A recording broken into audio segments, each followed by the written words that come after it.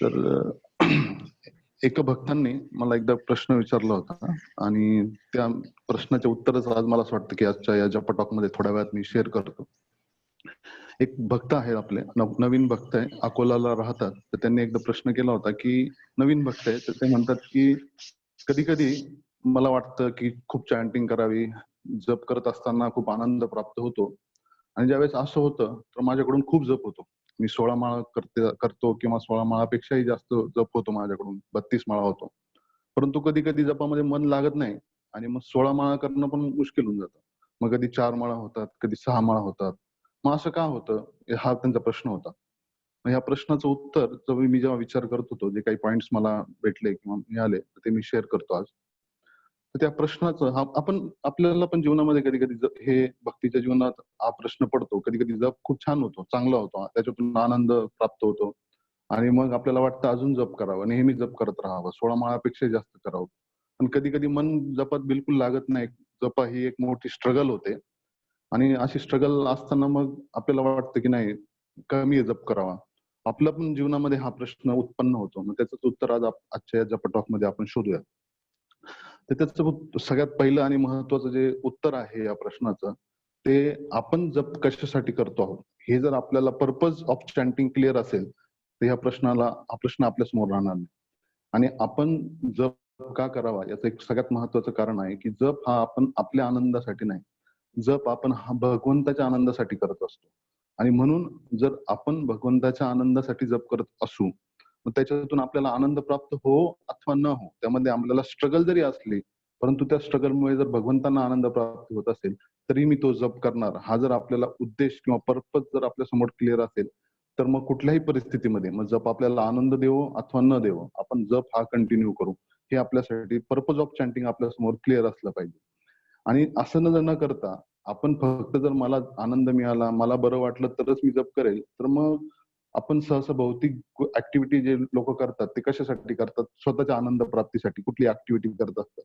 आणि मग त्याचप्रमाणे ही पण एक भौतिक ऍक्टिव्हिटी सारखंच आपण जपाकडे पण बघायला लागू, की मला जर त्याच्यातून काही फायदा होत असेल, आनंद मिळत असेल तरच मी करणार, नाहीतर नाही करणार. तो एक भौतिक अप्रोच आपल्याला चॅन्टिंगच्या बाबतीत असू शकतो. म्हणून हे फार चुकीचं आहे. आनंद मिळो अथवा न मिळो, मी भगवंताच्या आनंदासाठी जप ह्या करीत राहणार. हा महत्वाचा आपला त्याच्यामधला उद्देश असला पाहिजे.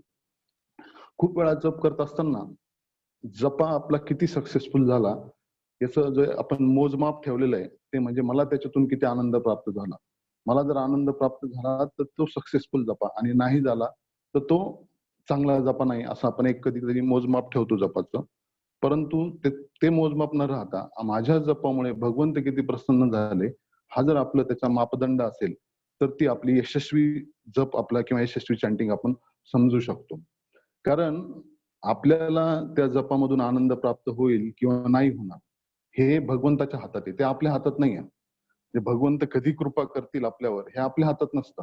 आपल्या हातात आहे फक्त प्रयत्न करणं. आप कृपा करणं हे शेवटी भगवंताच्या हातात असतं.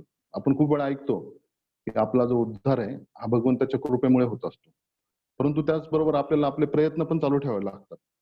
कारण आपण प्रयत्न केले तरच भगवंताची कृपा आपल्याला मिळणार आहे. त्यासाठी एक फार सुंदर उदाहरण आहे, एनालॉजी आठवली मला, की जर समजा एखादा व्यक्ती विहिरीत पडलेला आहे आणि त्या विहिरीत पडलेल्या व्यक्तीला बाहेर काढण्यासाठी एक व्यक्ती वरती आहे आणि त्याने एक दोरी खाली विहिरीत मध्ये सोडलेली आहे, की ह्या दोरीला पकडून तो वरती यायचा. आता त्याच्यामध्ये 2 महत्त्वाच्या गोष्टी ह्या ॲक्टिव्हिटीमध्ये जर माणसाला वर यायचं असेल, जो विहिरीत पडलेला आहे, त्याला ती दोरी अतिशय घट्ट पकडून धरावी लागेल आणि दुसरी गोष्ट आहे, की जो वरती माणूस आहे, त्याने ती दोरी खेचली पाहिजे. आता वरच्याने खेचायची कधी, किती वेळानंतर ते वरच्याच्या हातात आहे. पण जो खाली पडलेला आहे, त्याच्या हातात फक्त काय आहे, की दोरीला पकडून ठेवणं. तसंच आपण आपला जप म्हणजे आपण दोरीला घट्ट पकडून ठेवणं. आणि मग भगवंताची कृपा ज्यावेळेस होईल, त्यावेळेस होईल आणि भगवंत त्यावेळेस आपला उद्धार करतील. परंतु आपले प्रयत्न जे आहे, ते आपण सोडता कामा नये. आपला जप हा निरंतर चालू असला पाहिजे. ही दोरी ज्यावेळेस कृपा होईल, नाही तर कृपा होईल, भगवंत वरून ओढतील आणि आपण दोरीच सोडलेली असेल, असं व्हायला नको. आणि म्हणून भगवंताची कृपा जर आपल्याला प्राप्त करायची असेल, तर आपली चॅन्टिंग किंवा आपल्या दोरीला आपण घट्ट पकडून धरलं पाहिजे.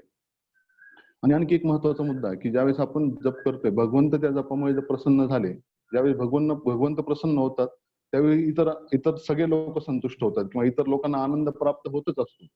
परंतु तो आनंदच फक्त आपल्या जपाचं मोटिवेशन असता कामा नये. नाहीतर आपला जप हा आपल्या मनावर अवलंबून राहून जाईल. मनाला वाटलं त्यावेळेसच करायचं, मनाला वाटेल न वाटेल त्यावेळेस आपण नाही करायचं. म्हणून आपली जप किंवा आपली साधना ही एक माइंड बेस्ड ऍक्टिव्हिटी आपल्याला करायची नाहीये, ती भगवंताच्या प्रसन्नतेसाठी करायची. हा एक महत्वाचा मुद्दा आहे. त्यानंतर आपण खूप वेळा ऐकतो हरिनाम एक औषध आहे. या भौतिक जगातले जे आजार झालेले आहेत त्याच्यापासून क्युअर करण्याचं जे औषध आहे. परंतु खूप वेळा आपण बघतोय आपण आजारी पडल्यानंतर एखादं औषध घेतो, तर ते औषध एखादं इफेक्टिव्ह आहे किंवा नाही हे त्याच्या टेस्टवरून समजत नाही. तो आजार किती प्रमाणात बरं करतंय ते औषध त्याच्यावर त्याचा इफेक्टिव्हनेस अवलंबून असतो. आपण असं म्हणत नाही औषध घेताना की मला फक्त गोडच औषध द्या किंवा मला माझ्या टेस्टचं औषध द्या. नाही, जे औषधाने मला लवकरात लवकर बरं होईल ते औषध द्या आपण असं म्हणतो. कधी कधी हेच औषध इंजेक्शनच्या स्वरूपामध्ये सुद्धा येतं. परंतु ते जर आपल्याला लवकर बरं करत असेल तर आपण ते औषध घेतो. तर हरिनामात तर आनंद आहे, परंतु सुरुवातीच्या साधना भक्ती ज्यावेळेस आपण अनर्थ निवृत्तीच्या स्टेजला आहोत त्यावेळेस या सगळ्या गोष्टीतून स्ट्रगल करत असताना आपल्याला कधी कधी जपा म्हणजे फार मोठं इंजेक्शन सारखं सुद्धा वाटतं. इंजेक्शन सारखं नाहीये, गोडच गोष्ट आहे, परंतु सुरुवातीला वाटतं. परंतु तरी ते आपण घेतलं पाहिजे, कारण ते सगळ्यात इफेक्टिव्ह औषध आहे, ते आपण लक्षात ठेवलं पाहिजे. आणि ह्या प्रश्नाचं आणखी एक दुसरं महत्वाचं जे उत्तर ते असं आहे की आपण ज्यावेळेस जप करतो सहसा आपल्याला कसं असतं की आपण बाकीच्या ऍक्टिव्हिटी केल्यानंतर बाकीच्या कामातून वेळ काढून आपण जपासाठी वेळ काढतो. बाकीच्या ऍक्टिव्हिटी केल्यानंतर आपण जपासाठी वेळ काढतो. हा एक दृष्टिकोन आहे. परंतु असं न करता आपला जर दृष्टिकोन असा असला पाहिजे की मला जपातून वेळ काढून मी बाकीच्या ऍक्टिव्हिटी करणार. ह्या दोन वेगवेगळ्या गोष्टी आहेत. बाकीच्या गोष्टीतून वेळ काढून जपा करणे आणि जपातून वेळ काढून बाकीच्या ऍक्टिव्हिटी करणे किंवा जप करत असताना बाकीच्या ऍक्टिव्हिटी करणे. मला काय म्हणायचंय की आपण निरंतर हरिनाम घेतलं पाहिजे. निरंतर हरिनाम, निरंतर म्हणजे त्याच्यामध्ये कुठलंही अंतर नको, कंटिन्यू आपण हरिनाम घेतलं पाहिजे. जसं आपला श्वासोच्छ्वास नेहमी चालतो. असं नाही की आपण कधी कधी काही 1 तास श्वासोच्छ्वास बंद करून ठेवला, 2 तास बंद करून ठेवला, असं नाही. आपले ब्रीथिंग किंवा आपले श्वास हे नेहमी चालू असतात. तसंच आपला जप सुद्धा हा निरंतर चालू असला पाहिजे.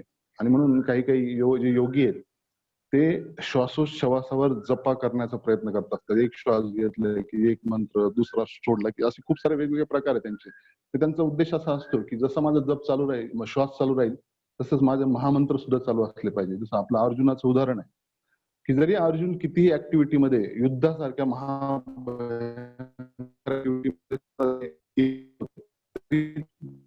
श्वासातून सुद्धा भगवंताचं नाम.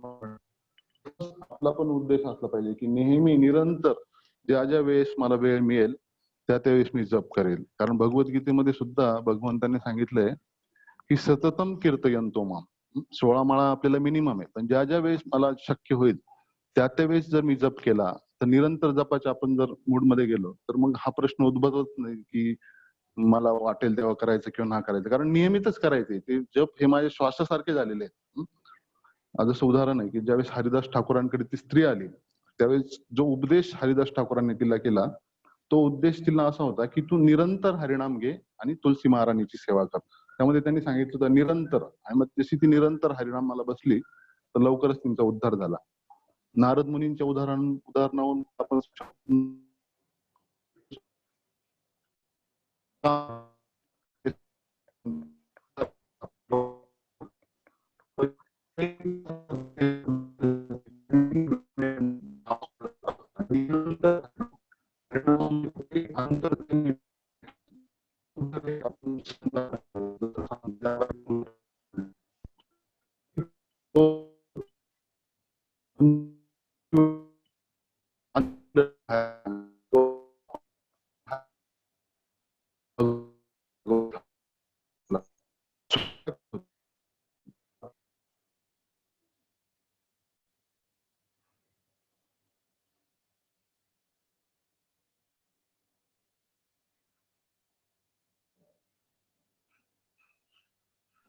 हरे कृष्ण.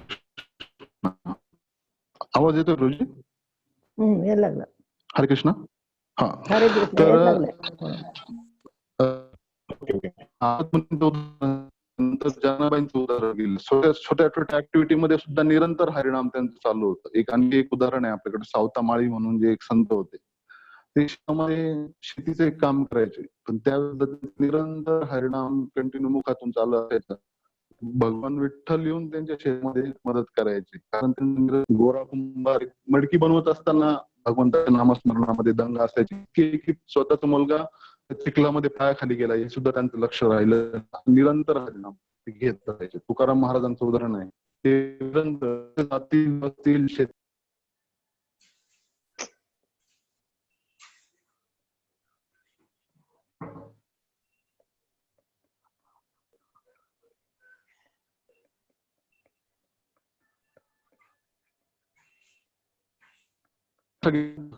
आपण समजू शकतो. तर हे फक्त असं नाही. आज सुद्धा सुद्धा एक ऐंद्र आपण नाव ऐकलं असेल, हरिनामावर अतिशय श्रद्धा होती. 30 वर्ष ते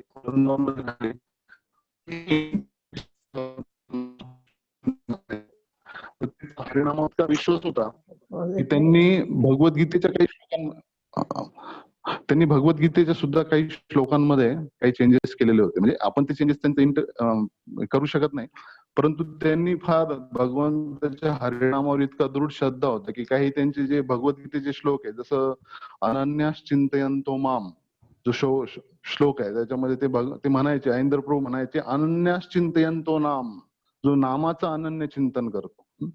एक भगवद्गीतेमध्ये श्लोक आहे, दैवी एष गुणमयी मम माया दुरत्यया मामेव ये प्रपद्यन्ते मायामेतां तरन्ति. भगवंत भगवद्गीतेमध्ये म्हणतात की ही जी गुणमयी माया आहे, हिला पार करून जाणं फार अवघड आहे, परंतु जे मला शरण जातात ते सहजासहजी या मायेला तारून जाऊ शकतात. पण ह्या याच्यामध्ये ऐंद्र प्रभू काय म्हणायचे की दैवी येश गुणमयी मम माया दुरत्यया नामेव ये प्रपद्यन्ते तत्तरन्ति. ते जे नामाला शरण जातात ते ह्या मायेपासून लवकर तारून जाऊ शकतात. आणखी एक श्लोक आहे, त्याच्यामध्ये आहे की सर्व धर्मान परित्यज्य माम एकम शरणम व्रज हम त्वाम सर्व पापेभ्य मोक्षयिष्यामि मा शुच. यामध्ये सुद्धा ऐंद्र प्रभू थोडे चेंज करायचे. ते म्हणायचे की सर्व धर्मान परित्यज्य नाम एकम शरणम व्रज, तुम्ही नामाला शरण जा, मग तुमचा सर्व पापापासून मुक्तता होईल, त्यात तुम्ही घाबरू नका. असे खूप वेळा ते ऐंद्र प्रभू ह्या गोष्टी करायचे. पण त्याच्यातून आपण समजू शकतो की त्यांचा मूड काय होता, ते निरंतर हरिनाम घ्यायचे. आणि आपण फक्त हरिनाम ही अशी साधना आहे की जी आपण निरंतर करू शकतो, कारण त्याच्यासाठी कुठलेही मोठे बंधन काळाचे किंवा कुठलेही नियम नाहीये. बाकीच्या ज्या कुठल्याही ऍक्टिव्हिटी आहे आध्यात्मिक, याला खूप सारे नियम असतात, परंतु जे हरिनाम आहे याला कुठलंही मोठं असं बंधन नाहीये. चैतन्य महाप्रभू म्हणतात की नाम कार्य बहुधा निजे सर्व शक्ती तत्रार्पिता नियमित स्मरणेन काल. हरिनामामध्ये सर्व शक्ती आहे, त्याच्यासाठी काही असे मोठे नियम नाहीये. उठीते बोशीते खाईते सोईते जथा तथा नाम लव. उठताना बसताना खाताना झोपताना जिथं जिथं तुम्ही असाल तिथं तिथं आपण भगवंताचं नामस्मरण केलं पाहिजे. कारण त्याला काहीच नियम नाही, कुठेही घेऊ शकतात तुम्ही. आपण आंघोळ करत असताना बाथरूम मध्ये सुद्धा भगवंताचं नामस्मरण करू शकतो. बाकीच्या ऍक्टिव्हिटी, बाकीच्या काही जिथे वर्शिप किंवा बाथरूम हा एक थोडा अपवित्र जागा मानली जाते, तिथं बाकीच्या ऍक्टिव्हिटी आपण करू शकत नाही आध्यात्मिक, परंतु हरिनाम आपण आंघोळ करताना सुद्धा घेऊ शकतो. एखादा व्यक्ती स्वयंपाक करतोय, स्वयंपाक करत असताना सुद्धा आपला कितीतरी वेळ आपला स्वयंपाक करताना मध्ये जातो व्हायला, तर बाकीच्या गोष्टींचं चिंतन करत बसण्यापेक्षा त्यावेळेस सुद्धा आपण भगवंताचं नामस्मरण करू शकतो.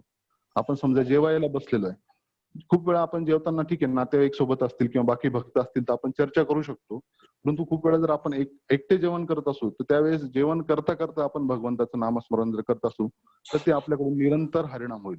खूप वेळा आपण ऑफिसला जातो, प्रवास करतो, प्रवासामध्ये सुद्धा आपल्याला खूप वेळ मिळतो, तर ह्या वेळेचा सदुपयोग आपण जपा करून करू शकतो.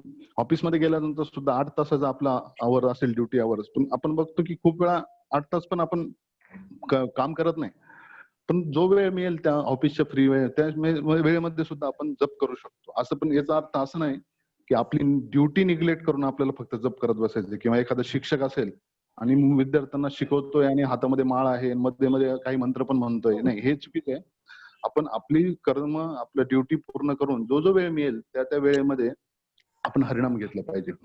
कारण याचा सगळ्यात महत्वाचा ऍडव्हान्टेज काय होतो की आपण फ्री वेळेमध्ये कधी कधी चुकीच्या प्रजल्प करणं, गप्पा मारणं, अशा काही गोष्टीमध्ये आपण तो वेळ घालवत असतो. तर आपल्याला जर ही सवय लागली की जिथे जिथे मला फ्री वेळ मिळेल, माझ्या जीवनातल्या फ्री जागा मी हरिनामाने भरणार आहे, असं जर आपण ठरवलं, तर मग ह्या गप्पा किंवा बाकीच्या गोष्टीतून आपली मुक्तता होईल आणि जो आपला वेळ वाया जातो तो वाचू शकतो. नाही तर खूप वेळा बघा, लोक याच्यामध्येच खूप वेळ वाया घालवतात. जो वेळ फ्री मिळतो तो गॉसिपिंग मध्ये, प्रजल्पामध्ये वाया जात असतो. एकदा असंच एक स्त्री आपल्या मैत्रिणीकडे जाते आणि मैत्रिणीकडे गेल्यानंतर खूप वेळ गप्पा मारत बसते. ती नेहमीच गप्पा मारायच्या, पण आज 2-3 तास गप्पा मारत बसते. मग ती मैत्रीण तिला विचारते की आज तुला काही काम नाही का, तू आज 3-4 तास झाले कंटिन्यू गप्पाच मारत बसलीये. नाही, मग ती म्हटली की याचं कारण असं आहे की आता 14 दिवसानंतरच भेटायचंय आपल्याला, म्हणून मी थोडस गप्पा, मला वाटलं की भेटून जावं, गप्पा मारून जावं. तिला वाटलं की मैत्रिणी काय कुठे बाहेर गावी चालली का तू, 14 दिवस कुठे बाहेर चालली का. ती म्हणे नाही, मी हॉस्पिटलमध्ये गेले होते, माझा कोरोना रिपोर्ट पॉझिटिव्ह आला आणि डॉक्टरांनी सांगितलं तुम्हाला जास्त सिम्पटम नाहीये, तुम्ही घरीच क्वारंटाईन राहा आणि म्हणून सगळ्यांना मी भेटून जाते, म्हणजे मला 14 दिवसानंतर आठवण नको, 14 दिवसात आठवण घ्यायला नको. सांगण्याचा उद्देश काय की ह्या सगळ्या ज्या गोष्टी आहे, आपण फ्री वेळेमध्ये जो आपला अनयुजफुल ऍक्टिव्हिटी करतो, त्या जर आपण त्या ठिकाणी जर आपण हरिनाम खरंय. घेतला, त्यामुळे निरंतर हरिनाम आपल्याकडून होऊ शकतं. आणि बघा आत्ताच जर ही वेळ आहे, तशी बघायला गेली तर भयंकर वेळ आहे किंवा अतिशय संकटाची वेळ आहे. पण याच्यामध्ये एक ऍडव्हान्टेज पण आहे की आपल्याकडे फार मोठा वेळ आपल्याला मिळालेला आहे, आपल्याकडे टाइम खूप मिळालेला आहे. तर ह्या टाइमचा वापर, सदुपयोग आपण ह्या लॉकडाऊन पिरियडचा जास्तीत जास्त हरिनामामध्ये घेऊ शकतो. बघा भयंकर वेळ आलेली आहे. कोरोना सुरुवातीला चीनमध्ये होता. आपल्याला वाटलं आपण सेफ आहोत. चीन मधून भारतात आला, आपल्याला वाटलं अजूनही दूर आहे. त्याच्यानंतर मुंबई, पुणे सारख्या मोठ्या शहरांमध्ये आला, आपल्याला वाटलं ठीक आहे अजूनही दूरच आहे. हळूहळू करता करता तो मोठ्या शहरांमध्ये आला, आपल्या तालुक्यामध्ये आला, आपल्या शहरामध्ये आला, आपल्या गल्लीमध्ये आला, काही काही लोकांच्या कॉलनीमध्ये आला, भक्तांच्या. आपल्या घरामध्ये येऊ नये, आपण सगळ्यांनी सेफ राहावं, पण आपल्याला सांगू शकत नाही की कुठपर्यंत परिस्थिती, भयंकर संकट आपल्या समोर येईल. आणि म्हणून जास्तीत जास्त या काळामध्ये सुद्धा भगवंताला शरण जाण्याचा जो मार्ग आहे आपल्यासाठी, तो म्हणजे भगवंताचं नामस्मरण. आपण बघा एकादशी व्रत जे पालन जे करतो, एकादशी व्रताचं पालन करत असताना आपल्याला खूप सारे नियम सांगितलेले आहे की एकादशीच्या दिवशी आपण कमीत कमी कुकिंग केलं पाहिजे किंवा बाकीच्या काही ऍक्टिव्हिटी नाही केलं पाहिजे, शेविंग वगैरे करायची नाही, असे खूप सारे नियम ते आहेत. लाईटचा प्लग काढ रेखा, लाईटचा परंतु प्लग काढ. हे जे मग ते बंद केलं नियम, की कोणी चालू केलं परत? हे जे एकादशीचे जे नियम आहे, याचं कारण काय आहे सांगेल, त्याचा उद्देश काय की आपल्याला जास्तीत जास्त वेळ जपायला मिळाला पाहिजे. एका दिवशी एकादशीच्या आपल्याला ती सवय लागली निरंतर हरिनाम घ्यायची, तीच आपण पुढे पण कंटिन्यू करू शकतो, हा त्याच्या मागचा उद्देश आहे. आता आपण एवढं सगळं ऐकल्यानंतर सुद्धा खूप वेळा असं होतं प्लग काढ. तरीही आपल्याकडून हे निरंतर हरिनाम होत नाही. याचं एक कारण असं, महत्वाचं कारण असं मला वाटतं की आपलं जे मन आहे ते नेहमी चिंता करत असतं. भगवंताचं चिंतन करण्याऐवजी आपण गोष्टींची चिंता खूप जास्त करतो की माझं काय होईल, माझ्या ज्या मालकीच्या वस्तू आहेत त्यांचं काय होईल, अनेक गोष्टींची आपण चिंता करत असतो. परंतु भगवद्गीतेचा जर श्लोक आपण एक जो आहे तो जर त्याच्यावर आपला दृढ विश्वास असेल, तर या सगळ्या चिंतांपासून आपण दूर जाऊ शकतो. भगवद्गीतेचा जो श्लोक आहे, भगवंत म्हणतात अनन्यास चिंतयन्तो माम ये जना पर्युपासते तेषां नित्याभियुक्तानां योगक्षेमं वहाम्यहम्. जो माझा अनन्य भावाने माझं चिंतन करतो, त्याच्याकडे ज्या गोष्टी त्याचं मी रक्षण करतो, ज्या गोष्टी नाहीये त्या मी पुरवतो. हा जर आपल्याला दृढ विश्वास असेल तर मग आपण फार अँक्शियस होणार नाही, फार चिंता करत बसणार नाही आणि भगवंताचं निरंतर हरिनाम, निरंतर चिंतन आपल्याला सहज सोपं होईल जर या श्लोकावर आपला जर खूप दृढ विश्वास असेल. आणि मग जीवनात कितीही प्रॉब्लेम आले, पण आपण जर अशा प्रकारे अनन्य भावाने निरंतर भगवंताचं नामस्मरण करत असू, तर किती समस्या आल्या तर त्याच्यापासून आपण भगवंत आपलं नक्कीच रक्षण करतील. जसं मी एक अॅनॉलॉजी वाचली होती, ऐकली होती. तर जर एखादा जो नाम जापक असतो तो प्रल्हाद महाराजांसारखा आहे, जो कळी काळ आहे तो हिरण्यकशिपू सारखा आहे आणि हरिनाम आहे हे नरसिंह भगवंतासारखं आहे. जर आपण निरंतर हरिनाम घेऊन प्रल्हाद महाराजांसारखे झालो, तर हरिनाम रूपी नरसिंह भगवान रूपी हरिनाम आपल्याला या कळी काळ रूपी हिरण्यकशिपूपासून नक्कीच वाचवतील, यापैकी आपल्यात कुठलीही शंका नको. आणि खूप वेळा आपण भक्तांच्या जीवनामध्ये बघा कितीतरी मोठे मोठे संकट आले तरी निरंतर हरिनाम घेतलं, निरंतर भगवंताचं स्मरण केलं तर किती मोठ्या संकटातून ते वाचले. तर तुकाराम महाराजांचं उदाहरण आहे की त्यांना शेत राखण्यासाठी ते गेले एका व्यक्तीकडे आणि मग त्यांना शेत राखण्याची सेवा दिली. पण शेत राखत असताना सुद्धा डोळे बंद करून हरिनाम त्यांनी कंटिन्यू चालू केले आणि सगळे पाखरं आले. सगळ्या पाखरांनी सगळं धान्य संपून टाकलं, खाऊन टाकलं. आणि मग त्या माणसाने मागणी केली की मी तुला हे शेत राखण करण्यासाठी दिलं होतं आणि ते सगळं घेऊन गेले, पाखरं खाऊन गेले. आता तुम्हाला सगळं धान्य परत दे. तर भगवंतांना ते पुरावं लागलं. भगवंतांनी ते पुरवलं. कारण इतकं चिंतन तुकाराम महाराजांनी केलं होतं. तर भगवंतांनी सुद्धा ते सगळं धान्य पुरवलेलं आपल्याला माहित आहे. असे कितीतरी जीवनामध्ये भक्त ज्यावेळेस निरंतर भगवंताचं स्मरण करतात, तर किती महाभयंकर संकट जरी आले तरी भगवंत त्यांचं रक्षण करत असतात. एक भक्तिवेदांत हॉस्पिटल मधली एक खरी घटना आहे की एकदा भक्तिवेदांत हॉस्पिटलमध्ये एका स्त्रीने एका मुलीला जन्म दिला होता. मुलीला डिलिव्हरीसाठी तिथे ऍडमिट झाली आणि ती थोडी विचित्र प्रकारची अशी स्त्री होती. तर तिला थोडं एक तर मुलगी ती नको होती जन्माला आलेली आणि हॉस्पिटलकडून काही पैसे उकळवायचे होते किंवा ब्लॅकमेल करायचं होतं. तर त्यांनी काय केलं की ते बाळ जे जन्माला आल्या स्वतःच त्यांनी ते हॉस्पिटलमधून गायब केलं आणि railway station Mira road railway स्टेशनच्या जवळ कुठेतरी जाऊन टाकून दिलं ते. आणि नंतर हॉस्पिटलवरच आरोप केला की तुम्ही आमचं बाळ हॉस्पिटलमधून चोरी केलं आणि नंतर मग हॉस्पिटलची बदनामी, मीडिया, काही पॉलिटिकल लोक अशा थोडं प्रकार हॉस्पिटलवर दडपण टाकण्याचा प्रयत्न केला. आणि सगळे भक्त मग चिंतेमध्ये आले की हे बाळ गेलं कुठं हॉस्पिटलमधून आणि ते त्यांच्याच आईने किंवा नातेवाईकांनी ते गायब केलेलं होतं. पण सगळं मीडिया आले बाहेर, लोकांची गर्दी जमा झाली, मॉब आला आणि मग आता अशी किती भयंकर परिस्थिती आहे.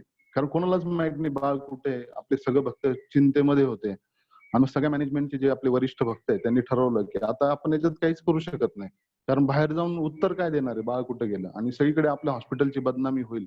सगळ्यांनी जे काही टॉपचे आपले जे लीडर होते भक्त सगळे एका रूम मध्ये बसले. सगळ्यांनी ठरवलं की आता आपण फक्त हरिनाम घ्यायचं आणि सगळे डोळे कारण मार्ग दुसरा काहीच नव्हता. काहीच करू शकत नव्हते. सगळ्यांनी एकत्र बसून जोरजोरात भगवंताचं नामस्मरण करायला सुरुवात केली आणि मग भगवंताची कृपा ह्या स्त्रीने किंवा नातेवाईकांनी जे बाळ जिथं फेकलेलं होतं तिचा रडण्याचा आवाज ऐकून एक व्यक्ती तिथे गेला आणि ते बाळ तिथून उचललं आणि मीरा रोड मध्ये अनेक सारे हॉस्पिटल आहे. पण बरोबर ते घेऊन ते भक्तिवेदांत हॉस्पिटलमध्येच घेऊन आलं आणि मग ते बाळ तिथं दिलं आणि त्यानंतर सगळ्या ह्या गोष्टी उघडकीस आल्या. आपण या गोष्टीवरून समजू शकतो की कसे भगवंत जे निरंतर भगवंताचं स्मरण करतात त्यांना लोक भगवंत कसे वाचवतात. अशी एक ना एक अनेक उदाहरणं आहे. एक अजून उदाहरण आहे की एकदा गौरांग प्रभूजींचे वडील हे भक्तिवेदांत हॉस्पिटलमध्ये ऍडमिट होते आणि त्यांना लिव्हर फेल्युअर होतं आणि खूप सारा त्रास होत होता. वेदना भरपूर होत होत्या आणि मग अशा वेदनेच्या परिस्थितीमध्ये सुद्धा ज्यावेळेस परमपूज्य राधानाथ महाराजांना त्यांना फोन लावून देण्यात आला आणि त्यांचं फोनवर परमपूज्य राधानाथ महाराजांशी बोलणं झालं आणि महाराजांनी तिकडून फक्त हरे कृष्ण महामंत्र त्यांच्या कानामध्ये म्हटला आणि मग त्या गौरांग प्रभूजींच्या वडिलांना इतक्या वेदना होत असत्या त्या वेदनातून ते थांबले आणि मग अतिशय शांत झाले आणि मग हरिनाम घेत घेत त्यांनी थोड्याच वेळामध्ये देह सोडला. म्हणजे किती मनुष्य त्रासामध्ये असो शारीरिक मानसिक पण अशा परिस्थितीमध्ये सुद्धा जर आपण हरिनाम घेतलं तर आपल्याला त्याच्यातून सुटका होऊ शकते. आपण ते समजू शकतो. कितीतरी उदाहरणं आहेत याच्या बाबत. आणखी एक उदाहरण आहे की आम्ही कॉलेजला असताना एक आमचे मित्र होते. आता ते ब्रह्मचारी आहेत राधा गोपीनाथ मंदिरमध्ये फार मोठ्या जबाबदारी त्या हँडल करतात. पण ज्यावेळेस ते मंदिर हॉस्पिटलमध्ये होते जे हॉस्पिटलला माझे ज्युनियर होते 2 वर्ष. तर ते इतके भक्तीमध्ये सुरुवातीपासूनच लागले की म्हणजे 3rd इयरला अजून त्यांचं एमबीबीएस पूर्ण पण नव्हतं झालं की त्यांनी ठरवलं की मी आता आश्रम जॉईन करणार, ब्रह्मचारी बनणार आहे. पण त्यांना आपल्या इथे नियम आहे की जोपर्यंत तुम्ही डिग्री मिळत नाही, डिग्री प्राप्त होत नाही तोपर्यंत तुम्ही आश्रम जॉईन करू शकत नाही. आणि म्हणून आश्रम जॉईन करण्यासाठी ते डिग्री मिळवावी म्हणून फक्त ते हॉस्पिटलमध्ये राहिले आणि शेवटचे 1 वर्ष फायनल इयरला. पण आता त्यांचा उद्देशच होता की आश्रम जॉईन करायचा. त्यामुळे ते पूर्णतः हॉस्पिटलमध्ये कॉलेजमध्ये सुद्धा आध्यात्मिक ऍक्टिव्हिटीमध्ये लागले होते. प्रचार करणं, प्रोग्राम घेणं, सेवा करणं, यात्रेला जाणं या सगळ्या गोष्टीमध्ये ते करत होते. तर आम्ही खूप वेळा जेव्हा बघायचो आम्हाला टेन्शन यायचं की ही व्यक्ती पास होईल की नाही. कारण कंटिन्यू फक्त सेवाच करतोय किंवा प्रचारच करतोय, चॅन्टिंगच करतोय. अभ्यासाकडे दुर्लक्ष आहे. कारण त्यांचा खूप उद्देशच नव्हता. त्यांना काही दिवसांत फक्त डिग्री घेऊन जॉईन करायचं होतं. पण आम्हाला टेन्शन यायचं. आम्ही त्यांना खूप वेळा सांगायचो जप करा, जप करा. कार्तिक यात्रेमध्ये भेटले त्यांना सांगितलं आता 2च महिने राहिले तुम्ही जप करा, अभ्यास करा. तर ते म्हणायचे हा ठीक आहे आता ही कार्तिक यात्रा संपली की मी अभ्यासाला सुरू करणार. आता परत 15 दिवस एक्झामला राहिल्यानंतर भेटले मला. मी त्यांना म्हटलं अभ्यास सुरू केला. हा म्हटले उद्यापासून सुरू करणार आहे. असं करत करत एक्झामची वेळ जवळ आली तरी त्यांनी सेवाच करत राहिले आणि हरिनाम घेत राहिले. हे इमिटेट नाही करायचं. मी सांगतोय की फक्त याच्यापासून आपण समजून एक फक्त आपला विश्वास दृढ विश्वास असला पाहिजे की कसा भगवंत मदत करत असतात. आणि मग ज्यावेळेस एक्झामची वेळ जवळ आली, एक्झाम सुरू झाले, त्यावेळेस हे प्रभूजी 16 माळा जप करून परीक्षेला जायचे सकाळी. पूर्ण हॉस्टेल टेन्शन मध्ये असायचं की सगळेजण आता परीक्षा आहे. अगदी एक्झामिनेशनच्या हॉलपर्यंत लोक पुस्तक घेऊन वाचत जायचे आणि प्रभूजी मस्त सकाळी उठून जप करून 16 माळा पूर्ण करून आणि पूर्ण कॉन्फिडन्स. ते लोक जेव्हा हॉस्टेलमध्ये फिरायचे त्यांच्याकडे बघायचे ते म्हणायचे अरे टेन्शन मतलब मैं तो पास होने वाला हूं. लोकांना विचारायचे एवढा कॉन्फिडन्स कसं काय आला तुमच्याकडे. एक व्यक्ती असाच होता. तो इतका म्हणजे दृढ भक्ती नव्हता करत. तो व्यक्ती त्यांच्याकडे आला. तो म्हटलं की मला पण पास व्हायचंय. तुमच्याकडे एवढा कॉन्फिडन्स कसं काय? तुम्ही पण अभ्यास नाही केला, मी पण अभ्यास नाही केला. तो हा व्यक्ती बाकीचे उद्योग करत होता म्हणून त्याने अभ्यास नव्हता केला. प्रभूची सेवा करत होता. पण तो स्टुडंट आला त्यांच्याकडे. तो म्हटलं की मला पण तुमच्यासारखं मला पण पास व्हायचंय. तुम्ही कसं पास होणार आहे मला सांगा. त्या प्रभूजींनी सांगितलं की तुला पास व्हायचंय काय? मग मला एक काम कर. मी रोज 16 माळा करून जाणार आहे परीक्षेला. तू पण बस माझ्या शेजारी. तू पण 16 माळा करून जा. चल माझ्यासोबत. तो व्यक्ती पण बसला, तो स्टुडंट पण बसला. दोघं पण 16 माळा करून जायचे. आणि आम्हाला कोणालाच गॅरंटी नव्हती की हे पास होते. पण भगवंताची कृपा अशी त्यांच्यावर झाली की दोघेही पास झाले. आज दुसरे जे विद्यार्थी होता तो जरी भक्त नव्हता त्यावेळेस चांगला दृढ, आज तो सुद्धा एक इनिशिएटेड भक्त आहे. हे प्रभूजी ब्रह्मचारी आहेत. म्हणजे जर एखाद्या व्यक्तीने डेडिकेशन दाखवलं तर भगवंत नक्कीच त्याच्यावर कृपा करत असतात. एक छोटंसं उदाहरण माझं पर्सनल सांगतो. म्हणजे सांगण्याचा उद्देश फक्त विश्वास हरिनामाप्रती वाढावा म्हणून मी हे शेअर करतो. एकदा असंच मी हैदराबादला मित्रांसोबत एक काही कामानिमित्त चाललेलो होतो कारने आणि रस्त्यामध्ये मित्र ड्रायव्हिंग करत होता आणि मी शेजारच्या सीटवर जप करत बसलेलो होतो आणि मध्यरात्रीची वेळ होती. 12-1च्या आसपासची वेळ होती आणि अचानक अंधार होता, रस्त्याला लाईट नव्हता आणि एक शार्प टर्न आला. गाडीचा थोडा स्पीड होता. तर तो टर्न त्या मित्राला दिसला नाही आणि मग त्यांनी जोरात ते कंट्रोल करायचा प्रयत्न केला. गाडी अनकंट्रोल झाली आणि फार जोरात फिरायला लागली आणि म्हणजे मला आता वाटलं की आता काही होऊ शकत नाही, आता आपण गेलो. परंतु अशा परिस्थितीत फक्त जप चालू होता आणि थोडं मोठ्याने जप करायला सुरुवात केली आणि नंतर ती गाडी थांबली भगवंताच्या कृपेने.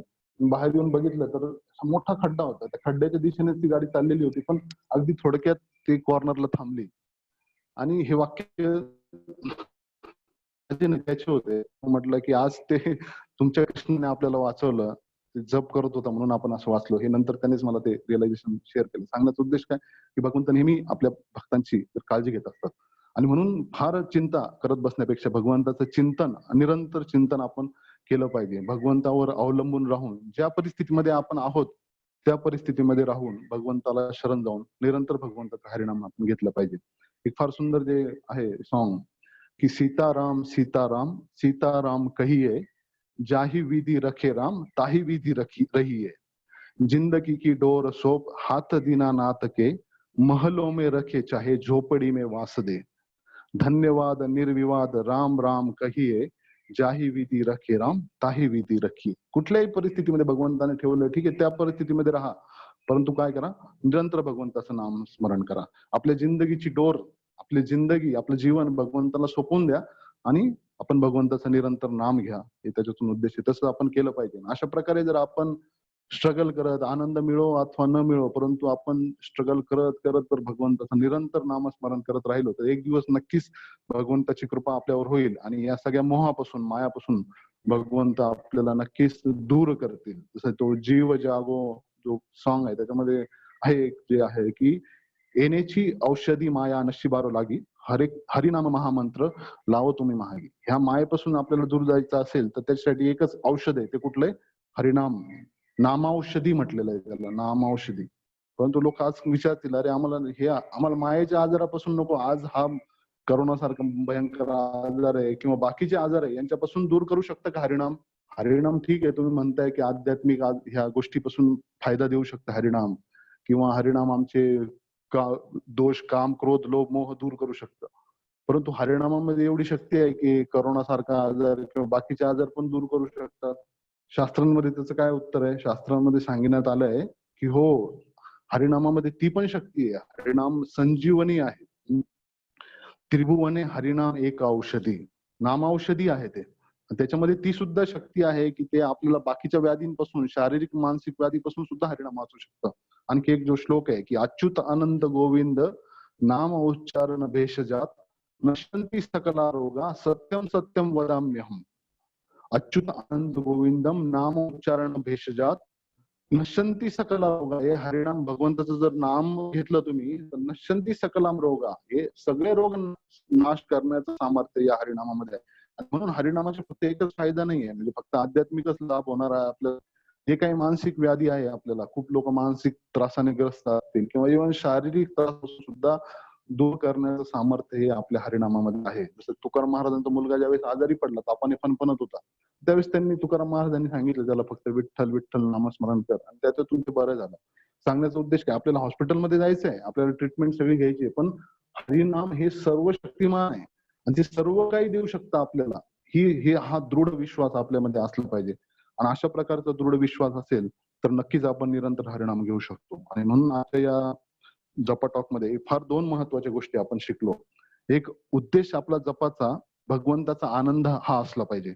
जर हा आपला उद्देश असेल तर मग आपला जप हा आपल्या मनाच्या परिस्थितीवर अवलंबून न राहता आपण नियमितपणे, मन आपलं सहकार्य करो अथवा न करो, आपण नियमितपणे भगवंताचा जप करू शकतो. हे आपला महत्वाचा पहिला मुद्दा शिकलो आपण. आणि दुसरा मुद्दा आपण शिकलो की ज्या ज्या वेळेस शक्य होईल त्या त्या वेळेस निरंतर हरिनाम आपल्याला घ्यायचा आहे. खूप खूप धन्यवाद. हरे कृष्ण.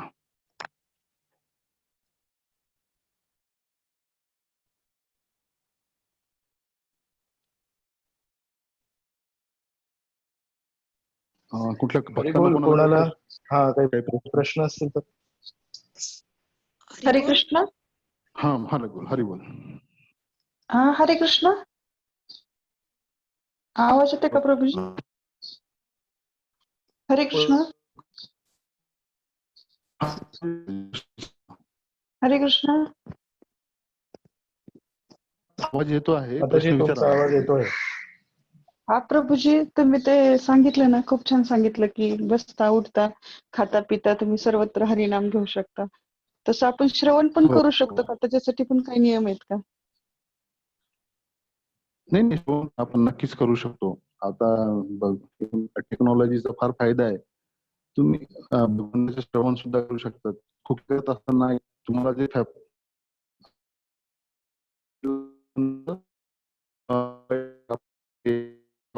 ऐकू शकतो किंवा भक्त प्रसाद घेत असतात त्यावेळेस तिथे बुक रिडिंग केलं जातं, कृष्ण बुक रिडिंग केलं जातं किंवा काही कथा आपण लावू शकतो. नक्कीच आपण श्रवण सुद्धा कंटिन्यू आपण हरिनामासारखं घेऊ शकतो. कधी पण प्रवासामध्ये आपण ड्रायव्हिंग करतोय, हातामध्ये माळ घेऊ शकत नाही, पण त्यावेळेस आपण गाडीमधल्या याच्यावर स्पीकरवर हा कथा लावू शकतो किंवा कीर्तन लावू शकतो, ते सुद्धा आपण ऐकू शकतो. कुठल्याही ऍक्टिव्हिटीमध्ये भगवंताच्या चिंतनामध्ये आपण निरंतर लागू शकतो. ते हरिनामामध्ये पण लागू शकतो किंवा हरिकथेमध्ये पण आपण नक्की घेऊ शकतो. हरी बोल. थँक्यू प्रभूजी. हरी बोल. दंडवत प्रणाम प्रभूजी. माझा एक प्रश्न होता की जसं आपण नेहमी म्हणतो किंवा आता तुम्ही सांगितलं की आपण निरंतर हरिनाम घेतलं पाहिजे किंवा शास्त्र अध्ययन केलं पाहिजे.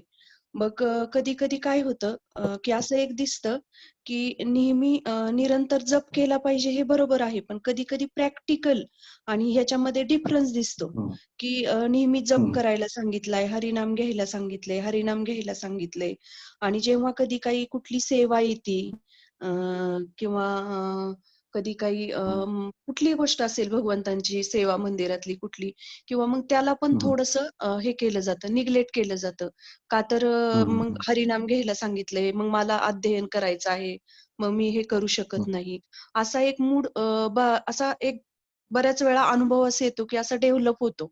तर मग जेव्हा असा मूड आपला डेव्हलप होत असेल तर त्याचा त्या हरिनामावर असेल किंवा त्या साधनेवर काही परिणाम करतो का, आणि हे कुठपर्यंत योग्य आहे की याचा बॅलन्स असेल किंवा कशा पद्धतीने हे केलं पाहिजे किंवा हे योग्य आहे का, हा माझा प्रश्न. हो, समजलं. नक्की अतिशय महत्वाचा आणि चांगला प्रश्न आहे. खूप वेळा आपण ज्यावेळेस आपण आध्यात्मिक इन्स्ट्रक्शन वाचतो तर खूप वेळा आपण एक्स्ट्रीम कडे निघून जाण्याचा प्रयत्न करत असतो. जसं मी ते उदाहरण सांगितलं की एखादं आपण सांगितलं जरी तुम्ही वर्क प्लेसला पण जप करू शकतात, पण त्याच्यामध्ये असं नाही करायचं की तुमचं कर्तव्य करत असताना जसं शिक्षक आहे, एखादा शिक्षक टीचिंग करतोय आणि मध्येच जपमाळ घेतोय आणि जप करतोय आणि सांगतोय की युगधर्म हरिनाम आहे, निरंतर हरिनाम घेतलं पाहिजे. हे चुकीचं आहे. त्यावेळेस त्याला कर्म जे करतोय भगवंतासाठी हा एक सेवा ध्यानच झालंय ते. तो सेवा करत असताना सुद्धा भगवंताचं ध्यान करतोय. आणि म्हणून आपल्याला बॅलन्स केलं पाहिजे की मला जी सेवा सांगितलेली ती सेवा पण महत्वाची आहे. सेवा पण भगवंताचं स्मरण आहे. आता समजा आपल्याला एक सेवा दिली की किचन मध्ये कुकिंग करायचंय आपल्याला, आज भक्तांचा प्रोग्राम आहे 100 भक्तांचं आणि त्याची कुकिंगची सेवा आपल्याला किचन मध्ये दिली आहे आणि आपण म्हटलं की नाही युगधर्म हरिनाम आहे, ते काय किचन मधली सेवा काय सेवा आहे, त्यापेक्षा मी घरी बसून जप करत बसते आणि मग ते प्रोग्राम होईल आणि 100 भक्त जे जमलेले आहेत त्यांना तितकं प्रसाद राहणार नाही किंवा आपण कसं तरी टाइम कॉम्प्रोमाइज करून कमी वेळेत जर काहीतरी करण्याचा प्रयत्न केला मग भगवंत त्यांना संतुष्ट होणार नाही. आणि म्हणून आपल्याला जे काय आध्यात्मिक इन्स्ट्रक्शन मिळत आहे त्याच्यातून आपण तो बॅलन्स साधणं गरजेचं आहे. हा तुम्ही आपण ज्यावेळेस कुकिंग करतोय अतिशय मन लावून कुकिंग करत असताना नामस्मरण करू शकतो, पण सेवा आपल्याला त्यावेळेस सोडता कामा नये. सेवाला कॉम्प्रोमाइज करून मी फक्त जप करत बसलो हे महत्वाचं नाही. हे जसं तुम्ही सांगितल्याप्रमाणे किंवा उदाहरण एखादा व्यक्ती डॉक्टर आहे आणि डॉक्टर एका पेशंटला व्यवस्थित लक्ष देऊन ट्रीटमेंट करणं, काळजी घेणं हे त्याचं त्यावेळेस काम आहे. परंतु त्यावेळेस पेशंटकडे हाफ लक्ष देऊन फक्त जपाकडे लक्ष दिलं तर ते भगवंतांना आवडणार नाही. शेवटी मी आज सांगितलं पर्पज ऑफ चॅन्टिंग काय, आपण चॅन्टिंगच का करतोय भगवंतांना प्रसन्न करण्यासाठी. आणि जर आपल्या चॅन्टिंगमुळे जर भगवंत प्रसन्न होणार नसतील, आपण जर आपल्यामुळे जर 100 भक्त उपाशी राहिले आणि आपल्या चॅन्टिंगमुळे, तर त्या चॅन्टिंगचा पर्पज सॉल्व्ह झाला का, भगवंतांना प्रसन्न करणं नाही झाला. पण तेच जर आपण फीडबॅक साईडला ठेवली पण त्यावेळी सेवा महत्वाची होती आणि आपण केलेल्या कुकिंगमुळे जर भगवंत प्रसन्न झाले तर शेवटी चॅन्टिंगचा उद्देशच तो होता भगवंतांना प्रसन्न करणं आणि आपल्या सेवेमुळे भगवंत प्रसन्न झाले. आणि म्हणून हे या गोष्टींचा करत असताना जो मेन उद्देश की कुठल्या माझ्या ऍक्टिव्हिटीमुळे भगवंत प्रसन्न होतील, मी माझी मुलांना शिकवण्याची किंवा पेशंटला ट्रीटमेंट देत असताना मी लक्षपूर्वक दिलं याने नक्कीच भगवंत प्रसन्न होणार आहे. आणि म्हणून भगवंताची प्रसन्नता हा आपला फर्स्ट प्रायोरिटी असली पाहिजे. ते जर आपण फर्स्ट प्रायोरिटी ठेवली तर मग ह्या ज्या एक्स्ट्रीमच्या गोष्टी आहेत त्याच्यापासून आपण वाचू शकतो. हरे कृष्ण. थँक्यू प्रभूजी. हरी बोल. हा हरे बोल माता. मला एक शेअर करायचं होतं प्रभूजी या बाबतीमध्ये. माताजी म्हणाला तसं मी पण खूप वेळा पाहते की सेवांच्या वेळेला बरेच जण हातामध्ये बीडबॅग घेऊन असं घालतो. इवन लेक्चर्सच्या वेळेला सुद्धा लेक्चर समोर चालू असतं आणि काही भक्त बीडबॅग हे करतात. तर मला असं वाटतं की नाही का, तुमचं काय मत आहे प्रोजेक्टच्या बद्दल ते पण सांगा की लेक्चरच्या चॅन्टिंग करणं हाऊ इट इज. आणि अजून एक शेअर करायचं की आपले एक गुरुबंधू आहे, त्यांची बँगलोरला त्यांनी एक खूप सुंदर शाळा सुरू केलेली आहे. तर त्या शाळेमध्ये त्यांनी आणि बरेचसे तिथे भक्त पण आहेत जे सेवा करायला जातात तिथे. म्हणजे त्या मुलांसाठी कुकिंग करणे किंवा काही बऱ्याचशा सेवा असतात. तर तिथं ना त्यांचा नियम आहे की तुम्ही त्या कॅम्पसमध्ये येताना तुम्ही बीडबॅग नाही हे करायची. तुम्हाला जर जप करायचं आहे ना, तिथे एक ऑल्टर आहे, तिथे बसा तुम्ही आणि व्यवस्थित जप करा. पण जेव्हा तुम्ही सेवेसाठी येता तेव्हा तुम्ही बीडबॅग तिथे कॅम्पसमध्ये इज नॉट अलाउड ओनली, तिथे घेऊन यायचीच नाही तुम्ही ती बीडबॅग येताना. त्याच्यातून 2 गोष्टी होतात. एक तर ती जी सगळी लहान मुलं आहेत ती तुम्हाला बघत असतात ना की तुम्ही असंच नुसतं बीडबॅग घेऊन इकडे तिकडे फिरताय. There is no quality. तुम्ही त्या जपावरती पण फोकस करत नाहीये आणि सेवेच्या वेळेला तुम्ही दुसरीच गोष्ट करताय. तर ह्या मुलांसमोर पण चुकीचं एक एक्झाम्पल सेट होतो. सो जप हा तुम्ही खाली बसून व्यवस्थित क्वालिटीने करणं अपेक्षित आहे. हा मेसेज त्या मुलांपर्यंत पण असतो. आणि माताजी म्हणाल्या तसं की सेवा आणि जप या दोन्ही गोष्टी मिक्स नाही केल्या पाहिजेत. हा एक दुसरा मेसेज हे करण्यासाठी सो हे करायचं होतं. आणि थोडंसं विचार बऱ्याचदा मी पाहते की लेक्चर सुरू असताना काही भक्त मागे चॅन्टिंग करत असतात. त्याच्याबद्दल तुम्ही काही सांगू शकता? हा नक्कीच फार महत्वाचा प्रश्न आहे. मी सगळ्यात महत्वाचं सांगतो की निरंतर हरिनाम हे त्याच्या अगोदर आपल्या 16 माळा आपण एका ठिकाणी बसून लक्षपूर्वक बीड बॅगवर जप केला पाहिजे आणि त्यानंतर आपण बाकीच्या गोष्टीसाठी निरंतर हरिनामासाठी गेलं पाहिजे. असं नाही की आपले जे 16 माळा आहे म्हणजे मी कुकिंग करत असताना केलेला जप किंवा ट्रॅव्हलिंग करत असताना केलेला जप किंवा कामावर केलेला जप हाच माझ्या 16 माळामध्ये मी आपण कन्सिडर करायचा असं बिलकुल नाही. आपल्या ज्या प्रिस्क्राईब 16 माळा आहेत त्या आपण व्यवस्थित बसून लक्षपूर्वक आपल्या बीड बॅगवर व्यवस्थित आपण त्या जप करायचा आणि नंतर मग पुढच्या बाकीच्या हरिनामाला आपण सुरुवात करू शकतो. हा पहिला मुद्दा. दुसरा मुद्दा मी जो माताजीने सांगितला की कधी कधी महत्वाच्या ऍक्टिव्हिटीमध्ये सुद्धा म्हणजे जसं कथा चालू आहे आणि आपण हरिनाम घेतोय तसं बघायला गेलं तर कथा आणि हरिनामामध्ये डिफरन्स नाही आहे. म्हणजे कथा आणि आपण कथेला बसलेलो होतो त्यावेळेस आपण कथाच ऐकली पाहिजे, नाही तर तो भंग होतो. कारण आपण कथा आणि हरिनाममध्ये फरक नाही, पण आपण त्यावेळेस कथेला इन्फेरियर समजून फक्त हरिनामाला महत्व आहे आणि मग त्यावेळेस बीडबॅग आपण घेऊन बसतो, समोर कथा चालू आहे, सगळे भक्त कथा ऐकताय, हे योग्य नाही. त्यावेळेस आपण कथा ऐकली पाहिजे आणि बाहेर आल्यानंतर ज्यावेळेस वेळ मिळेल त्यावेळेस आपण हरिनाम घेतलं पाहिजे. आणखी एक जसं माताजींनी उदाहरण दिलं तसं भक्तिवेदांत हॉस्पिटल आपलं आहे, मोठे हॉस्पिटल आहे, सगळे खूप सारे भक्त तिथं काम करतात. तिथं पण हा नियम आहे की तुम्ही हॉस्पिटलमध्ये बीडबॅग घेऊन जप करू शकत नाही तुमच्या वर्किंग आवर मध्ये. कारण भक्तच आहे, भक्त उदाहरण सांगू शकतात की 8 आवर ड्युटी आहे, मला वेळ मिळाला त्यावेळेस मी जप करेल. पण अशा आपल्या सगळ्या नावच भक्तिवेदांत हॉस्पिटल आहे, अशा भक्तिवेदांत हॉस्पिटल नाव असताना सुद्धा सगळे भक्त काम करत असताना सुद्धा नियम असा आहे की वर्किंग 8 आवर मध्ये तुम्ही माळ घेऊन बसू शकत नाही. ऍक्च्युली सांगण्याचा मुद्दा आहे महत्वाचा. आपण इथं महत्वाचा जो सांगण्याचा मुद्दा आहे तो समजून घेतला पाहिजे की महत्वाच्या ऍक्टिव्हिटी मध्ये जप करत नाही बसायचं आपल्याला, परंतु जो फ्री वेळ मिळतोय तो पण वाया नाही घालवायचा. कारण याच्यात आपण दुसऱ्या एक्स्ट्रीमला जाऊ शकतो की मग नाही फक्त ऍक्टिव्हिटीवर लक्ष द्यायचं, मग आपल्याला जो फ्री वेळ मिळतो तो पण आपण कधी कधी वाया घालवतो. आपल्याला प्रवासाचा वेळ, मी जे उदाहरण दिले ते प्रवासाचा वेळ, आंघोळीचा वेळ किंवा जो कुकिंगचा वेळ, जो मध्ये जो फ्री वेळ आहे त्याच्यामध्ये ज्या जागा फिलअप करू शकतो आपण त्या फिलअप करण्यासाठी सांगण्याचा उद्देश असा आहे. परंतु जो महत्वाचा ऍक्टिव्हिटी आहे, सेवेची ऍक्टिव्हिटी असो किंवा आपल्या कर्तव्याची ऍक्टिव्हिटी असो, तर ती आपल्याला लक्षपूर्वक करायचीच आहे. म्हणून हा बॅलन्स करणं पण फार महत्वाचं आहे. एकदम प्रत्येक गोष्टी सगळ्या सोडून फक्त मध्ये महत्वाच्या गोष्टींमध्ये पण आपण बीडबॅग घेऊन बसायचं नाहीये.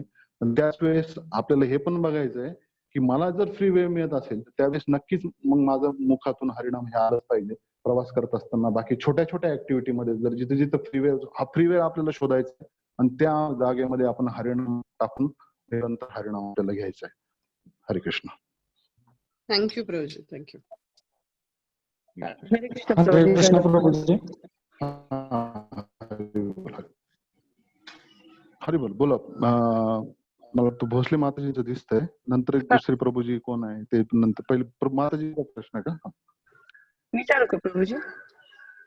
हा हा बोला, विचारा माताजी. हा प्रभूजी, आपण 16 माळा केल्यानंतर मग ज्यावेळेस आपण हरिनाम घ्यायला बघतो म्हणजे बीड बॅग वरती वगैरे जेव्हा आपल्याला फ्री वेळ असतो, पण तेव्हा एवढं आपलं लक्ष नसतं. मग असं चालतं का ज्यावेळेस आपण 16 माळा करण्यासाठी सकाळी वगैरे मन लक्षपूर्वक जप करत असतो, प्रयत्न करत असतो, पण नंतर आपण जेव्हा वेळ मिळतो, समजा कुठे गेल्यानंतर थोडा वेळ बसावं लागलं समजा, तर तिथं आपण हरिनाम घेतो, पण तिथं आपलं एवढं लक्ष नसतं.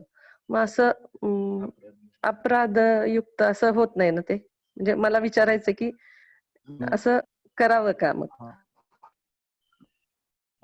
तुमचं मत आहे की तुझ्या आता आपण म्हटलं मी की ज्यावेळेस शक्य होईल त्यावेळेस जप करावं.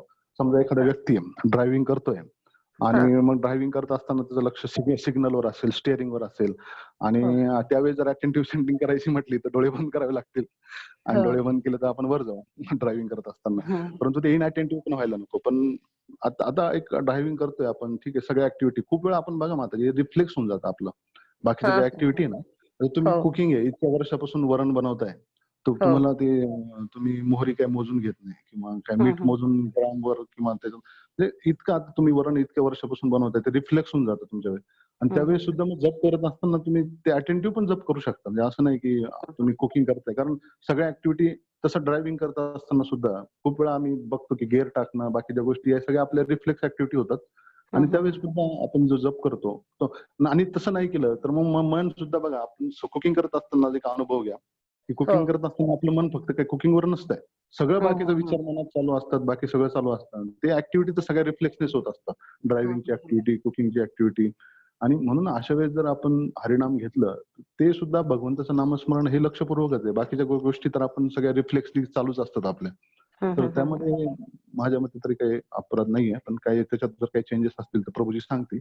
पण माझ्या मते आपण त्यावेळी भगवंताचं निश्चितच नामस्मरण करू शकतो. काही तो अपराध नाहीये, कारण भगवंताचं स्मरण आपण करतोय, आपल्या मुखातून हरिनाम होतंय, तर त्यामध्ये कुठलाही अपराध नाही असं माझं पर्सनल मत आहे. प्रभूजी काही ऍड पॉईंट असतील तर प्रभूजी सांगतील. हरिबोल. आणि प्रभूजींचे दुसरे कुठल्या प्रभूजींचा आवाज येत होता, त्यांना काही प्रश्न आहे? हरिबोल. हरे कृष्ण. दंडवत प्रणाम प्रभूजी. दंडवत. हरिबोल. माझा एक प्रश्न होता हा. की आपण समजा सकाळी 16 माळा जप केला काय आणि काय म्हणले आपल्या तुम्ही? कामाच्या 16 माळा सकाळचा जप झाला. हो हो. हॅलो. 16 माळा जप बोल. झाल्यानंतर आपल्या म्हणजे वर्किंग मध्ये समजा आपल्याकडे बीडबॅग नसेल आणि आपल्याकडे थोडासा वेळ असेल आणि त्या वेळेमध्ये आपण बीडबॅग नसताना जर जप केला म्हणजे मनातल्या मनात किंवा असा, तर तो चालतो का? हो, नक्कीच चालतो तो. आपण सुरुवातीला ते सांगितलं, त्या 16 माळा पूर्वक एका ठिकाणी बसून आपल्या बीडबॅगवर पूर्ण करायचे आपल्याला. आणि नंतर जसं वेळ मिळेल, मग तुम्हाला काउंटरवर कम्फर्टेबल असेल तर करू शकता, नसेल काउंटर तरी मनातल्या मनात मोठ्याने कधी आपण जप करू शकतो. त्याचा फायदाच आहे, त्याच्यासाठी काही बंधन नाही, ते आपण नक्कीच घेऊ कसं होतं शकतो. की मी माझ्या दुकानात जरी बसलो, समजा बीडबॅग हातात घेतली, तर आता काय होतं की काही कोण आलं ओळखीचे समजा, तर त्यांना कसं वाटतं की ते लगेच काय म्हणतात, त्यांना काय त्याच्याबद्दल बीडबॅग बद्दल माहितीच नसतं. ते म्हणतात काय हाताला काय लागलंय काय किंवा काय, असे प्रश्न उत्पन्न होतात. त्याच्यामुळे विचारावं असं वाटलं. दुसरा एक प्रश्न माझा असा आहे, नक्कीच तुम्ही करू शकता. दुसरा एक प्रश्न असा आहे माझा, तुम्ही डॉक्टर आहेत म्हणून मी विचारतोय की मी रोज 16 माळा जप करतो सकाळी लवकर उठून. तर मला काय होतं की मी सकाळी लवकर म्हणजे आज तर पहा मी 2-2:30 वाजताच मला जाग आली, तिथून पुढे झोपच येत नाही, किंवा 3 हार्डली जास्तीत जास्त 4ला मी उठतोच. त्याच्यानंतर माझं सगळं आवरून आंघोळ करून मी जपाला कंटिन्यू बसतो. म्हणजे दिवस म्हणजे ब्रह्मकाळातच माझा जप वगैरे होतो. तर म्हणजे असं त्याच्यामुळे काय म्हणजे डॉक्टर आहेत म्हणून काय अडचण नाही ना, म्हणजे तुम्हाला विचारतोय. हा, नाही, फक्त एकच आहे की तुमची झोप परफेक्ट होते का, म्हणजे पूर्ण होते का, आणि मी बाकीच्या 9ला गोष्टी कारण 9ला हार्डली 9ला झोपतो मी. मग मला म्हणजे काय तर प्रत्येकाची झोपेची वेळ ही वेगवेगळी असते. काही लोकांना 5 तास, म्हणजे वय जर वाढल्यानंतर 5 तास पण सफिशियंट असते, काही लोकांना 6-7 तास लागते. तर आपल्याला प्रत्येकाला माहित असतं, आपण जर झोपेतून उठल्यानंतर फ्रेश असू, आपल्याला झोप पूर्ण झाली अशी वाटत असेल, आणि मग लवकर उलट म्हणजे चांगलं काय आहे. होतं एखाद्या दिवशी समजा कंटाळा तर येतच नाही, जाग येते. समजा जाऊ दे आपण 7ला जपायला बसू, तर काय होतं की झोप तर येतच नाही आणि असं डिस्टर्ब होतं दिवस परत, की आपण सकाळी लवकर अरे उठलो नाही, आपला जप झाला नाही, आणि जरी उठलो होतं तरी तसंच आपण जागरण केलं. म्हणजे असं एखाद्या दिवशी असं झालं तर असं थोडस म्हणजे हे होतं. ठीक आहे. तुमचा जो प्रश्न होता की लवकर उठून जर जप केला तर ती उलट चांगलीच ऍक्टिव्हिटी आहे. फक्त एकच लक्ष द्या, झोप तुमची पूर्ण सफिशियंट रेस्ट कशी होईल. लवकरात लवकर झोपून तुमचं लवकर उठून जर जप करत असाल तर त्यासारखी चांगली गोष्ट नाहीये. तुम्ही 4 वाजता 3 वाजता लवकर उठून ब्रह्ममुहूर्तावर जप होत असेल तर खूपच चांगली गोष्ट आहे ही. तर चांगलंच आहे. तर कधी कधी झोपेला जर तुम्हाला उशीर झाला, समजा 12-1 काही कामानिमित्तानं उठायला उशीर झाला, तर फार गिल्टी फील पण नाही करून घ्यायचं, कारण झोप महत्वाची आहे. तसा उशीर होतच नाही माझं. तर ते झोप महत्वाची आहे. त्यानंतर आपण हरिनाम घेऊ शकतो. ओके. हरे कृष्ण. चालेल. हो, थँक्यू प्रभू. ओके. हरे कृष्ण. सगळ्या भक्तांचा खूप खूप आभारी आहे की भगवंताबद्दल, नामाबद्दल बोलण्यासाठी संधी दिली. हरे कृष्ण.